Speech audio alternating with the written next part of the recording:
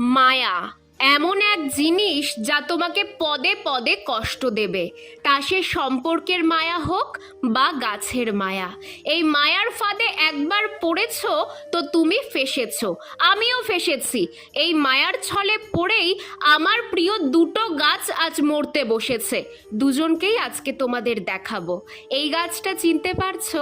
এটা সেই হলুদ মিনিয়েচার গোলাপটা যা শীতে আমার ছাদ বাগান ভরিয়ে রেখেছিল। সেই গাছটার এখন এমন অবস্থা শুধুমাত্র আমার মায়ার কারণে। এই গাছের ধার দিয়ে অগুন্তি নয়নতারার চারা বেরিয়েছিল, আর চারা গাছগুলোর ওপর মায়া করে আমি তাদের তুলিনি। ব্যাস, প্রায় মেরে দিল আমার শখের হলুদ গোলাপকে। শুধু হলুদ গোলাপকেই না, আমার সেই সাধের কমলা গাছকেও সেম অবস্থা করে ছেড়েছে। যেই গাছে একসময় এত কমলা লেবু ধরতো তা আজ শুকনো খড়িতে পরিণত হয়েছে।